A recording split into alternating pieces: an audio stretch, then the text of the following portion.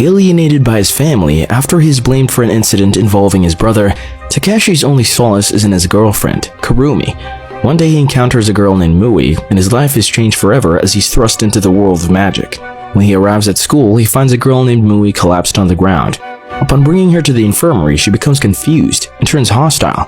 When their lips accidentally touch, she fires off a few magic bullets in embarrassment.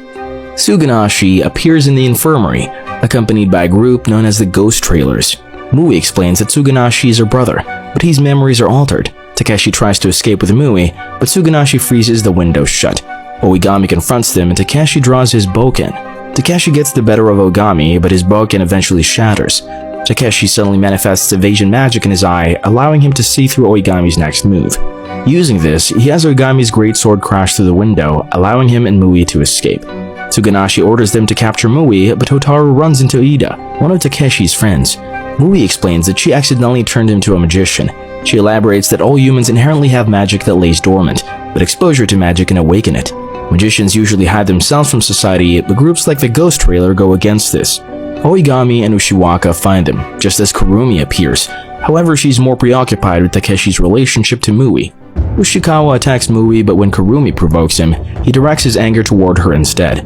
But when his bees hit Mui, his ability to use magic is forcibly stripped away, the penalty for attacking another magician in the living world. Kurumi begins manifesting transformation magic as her chest suddenly balloons in size. Ida begins manifesting flames. Oigami and Takeshi continue to fight and appear evenly matched. But with Mui's help, Takeshi thrusts his boken into Oigami's throat. Afterward, Mui is forced to take them with her to the magical world so she can explain everything. Mui brings them to Subaru Academy, and after Kurumi's injuries are treated by Yodo, the nurse, they speak to Momo, the headmistress. She explains that 16 years ago, the Great Magical War occurred, in which the leader of the Ghost Trailers, Kazuma, tried to wipe out humanity. Thanks to the efforts of a coalition of mages, the world was split into two. The world that was spared is referred to as the Living World, while the world that suffered Kazuma's ultimate spell, Last Requiem, became the Ruined World. The war continued, but it was agreed that they would battle in the Ruined World, with the wise men casting a gift spell in the Living World to prevent mages from battling there. Normal magic is permitted, but ancestral magic, magic that is decided by an individual's quality and personality, is not. Mui recites the 6 types of ancestral magic: evasive, illusion, destructive, black, accelerative, and corporeal. Momo explains that there are communities, groups that share a common ideology. For example, Ghost Trailer advocates wizard supremacy, while Wizard Brace hopes for peaceful coexistence with non-wizards. Momo gives them a choice: to remain in the Ruined World and become magicians, or return to the Living World but lose their magic. Takeshi opts to remain in the Ruined World, as does Ida, and Kurumi reluctantly tags along. His sudden transfer catches Geiko and his mother, Yoko, by surprise. In a few days, Takeshi settles in. To channel his ancestral magic, Hitoji has Mui take Takeshi to Kato, in charge of the Academy's armory. Takeshi picks out a katana, but it still has the magic seal of its former owner, whom Kato says fought in the Great Magic War. Kato suddenly attacks Takeshi, forcing him to try the katana. Surprisingly, the sword activates in response to Takeshi's magic, revealing itself to be a gunblade. Kato convinces him to make it his aspect, remarking that the blade's name is Twilight. Meanwhile, after slaughtering an entire church, a woman named V is retrieved by a man named Kippe. Mui gives Kurumi tickets to a fortune-telling show hosted by Violet, their English teacher. Out in the hallway, members of Wizard Brace view Mui with disdain. Hitoji explains that their school is home to more than 50 communities, and the 7 largest of these, Wizard Brace, Eclipse, Club Oz, Ancient Pendragon, Spriggan, Bishop of the Camelot, and Phoenix Foundation, hold voting rights within the International Magicians Association. Mui is a member of Wizard Brace, but she is viewed as a traitor due to her brothers defecting to Ghost Trailers. Later, Takeshi sees several male students trading photos of Kurumi, but he disperses them, declaring that he and Kurumi are dating. Mui overhears this and apologizes to Takeshi. Kurumi has her fortune read by Violet, who reveals that her unrequited love may face difficulties due to a third party. When Mui admits to her that she accidentally kissed Takeshi, she runs to him. However, he refuses her advances and instead suggests that the two stop pretending they're dating. Afterwards, Kurumi begins to skip practice, refusing to speak to Takeshi or his friends.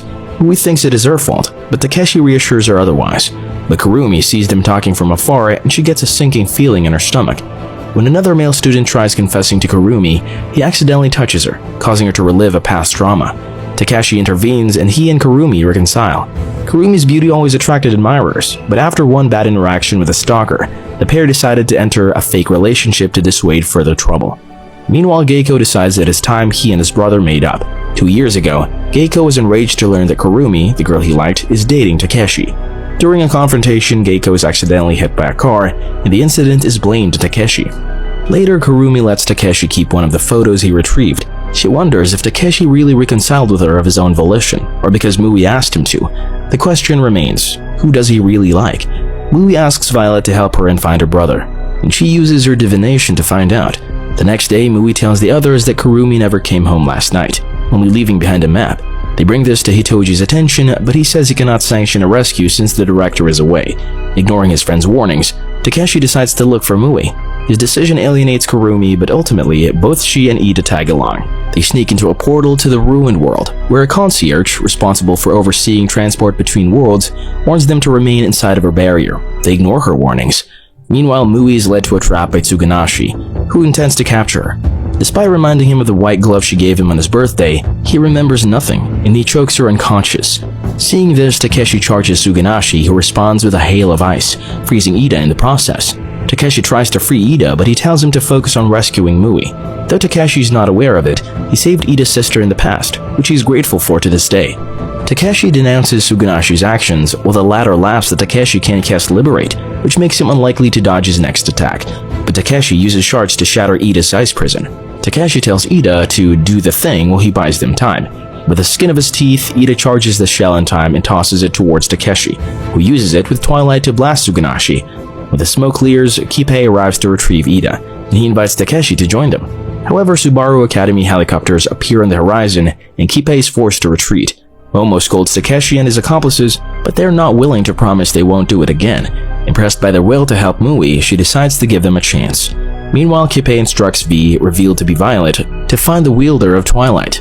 Momo gives Takeshi and his friends a chance to prove themselves at the ancestral magic exams, and if their results are satisfactory, she will allow them to attempt a retrieval of Tsugunashi. Their aim is to reach a cathedral in the middle of an illusionary town, but the path is laden with obstacles, like giant bugs strapped with chain guns.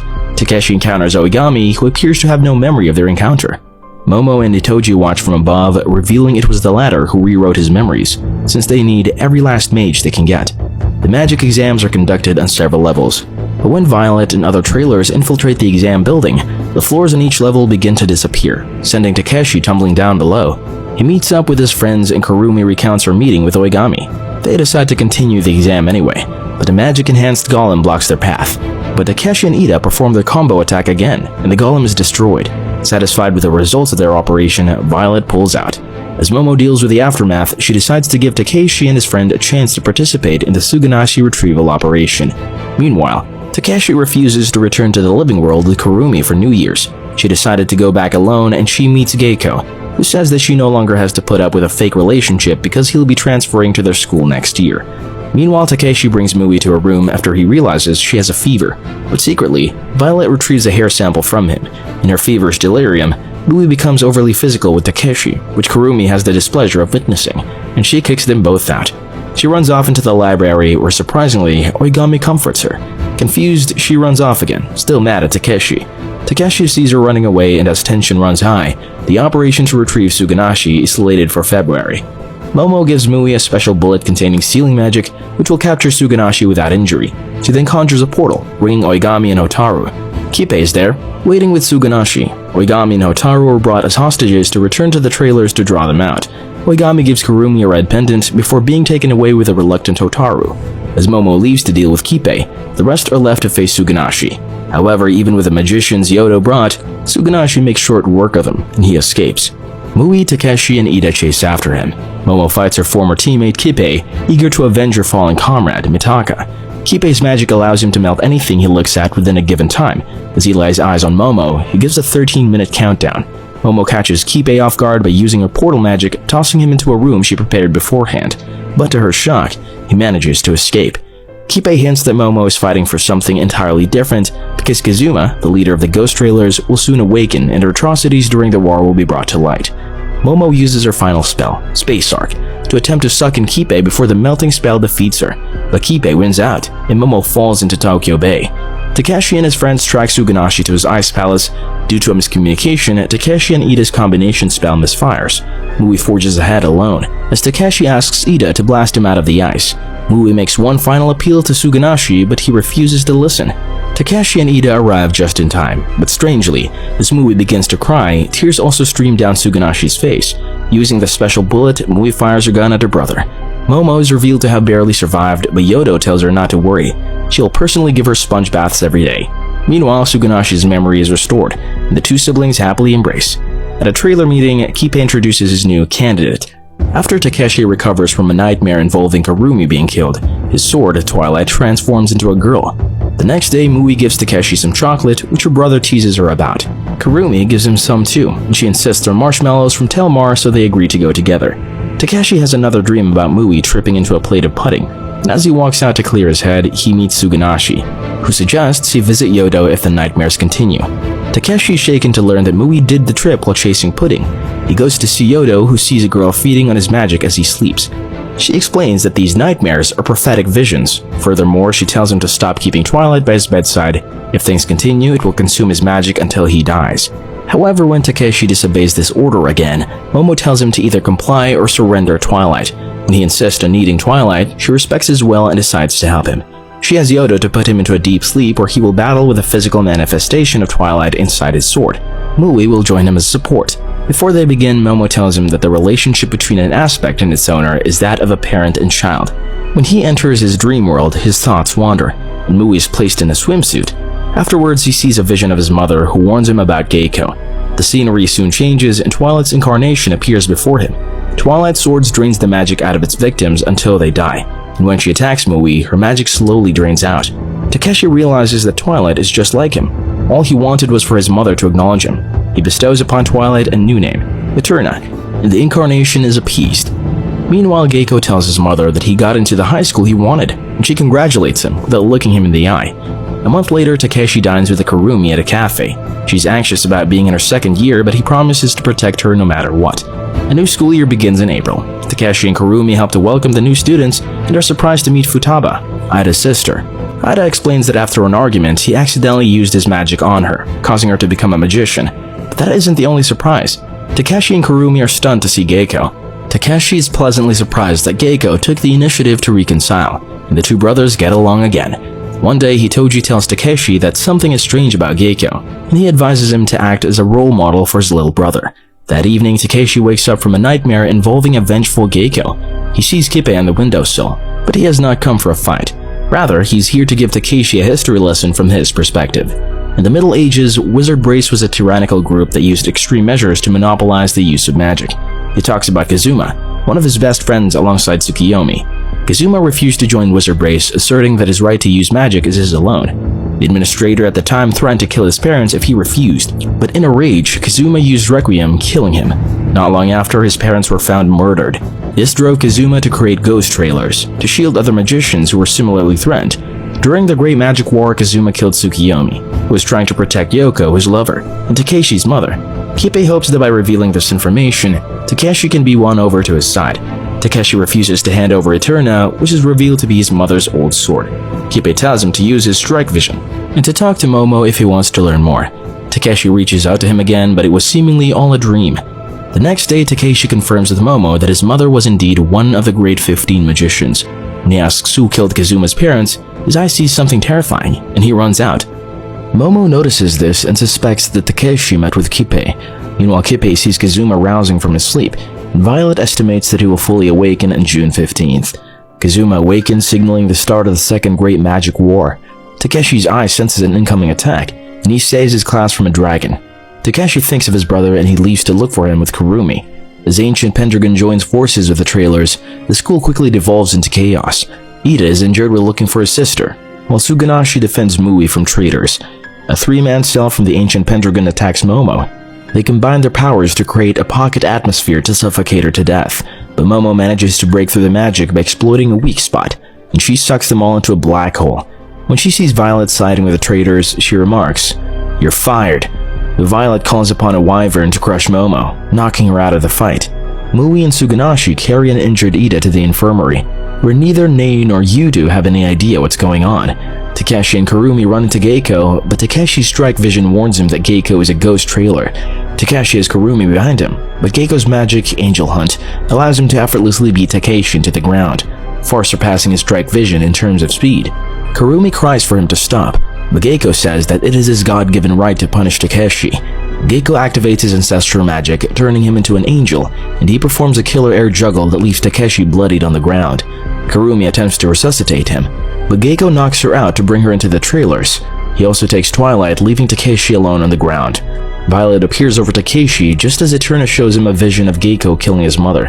When Mui finally finds Takeshi, she sees Violet standing over him. Violet attempts to escape with Takeshi, but thanks to Ina and a few witches from Camelot, they force her to leave empty-handed. Suganashi arrives and Mui explains to Takeshi that Ina is his ex-girlfriend. As they rush Takeshi to the infirmary, Mui discovers that Kurumi left behind her red pendant.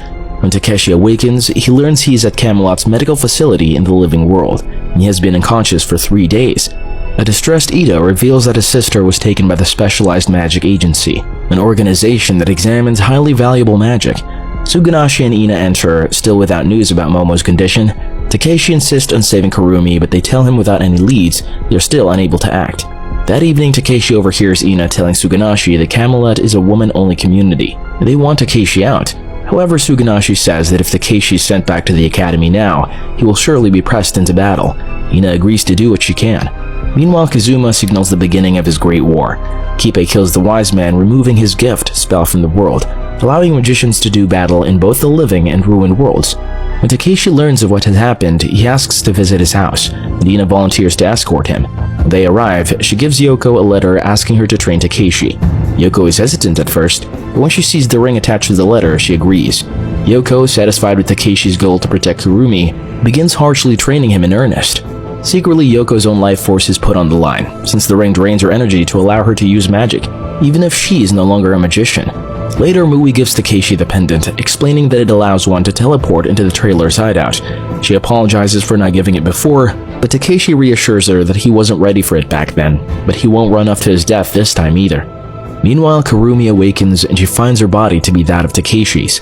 Takeshi continues to endure the harsh training so he can save Kurumi. Meanwhile, Kurumi finds she can switch forms by kissing a target. She tries to get away from Geiko, and she bumps into Oigami, who agrees to bring her to his room.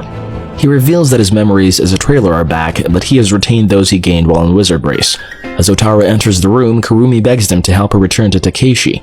They lead her through the winding castle of Pendragon, but when they encounter Geiko, Hotaru kisses Kurumi so she can transform into her, buying them some time. However, Oigami is drawn away by Kippe, leaving Kurumi all alone. She accidentally undoes her transformation magic, and she stumbles into a castle tower. A mysterious figure leads her through the portal. She finds herself in a study and sees that the man who saved her is Kazuma. Yoko teaches Takeshi an incantation that allows him limited flight, but it reminds her of him as a child, and she ends training early. She collapses from the strain, but before she can tell him the truth about Geiko's accident, Takeshi insists she rest first.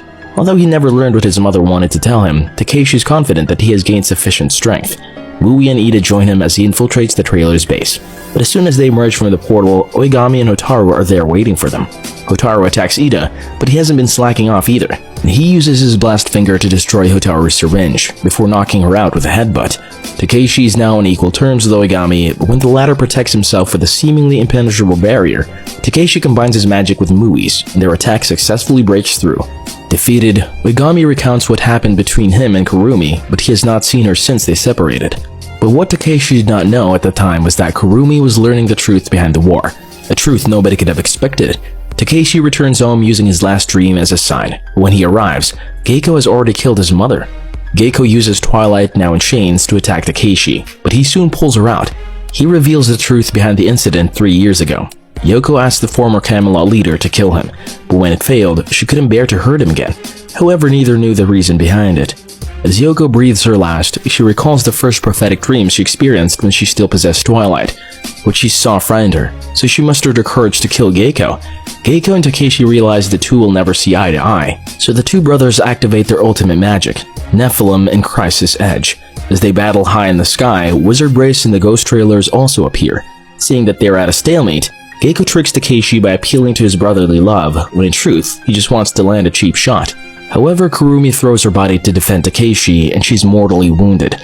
Takeshi goes berserk and thrashes Geiko into the ground, adamant on ending it once and for all.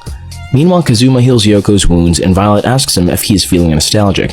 As the fabric of reality around him begins to shatter due to the brothers' battle, he pulls out a picture of Kurumi, revealing himself to be Takeshi. After his clash with Geiko, Takeshi finds himself back in 1998, a year before the first Great Magic War. He sees the younger versions of the faculty, as well as a younger Kazuma and Kippei. But what shocks him most of all is Geiko, who appears to be their acquaintance. As Takeshi struggles to comprehend what is going on, Geiko looks back and smiles at him. Meanwhile, Mui and Inoshima watch the smoldering ruins of the city and wonder where Takeshi has gone.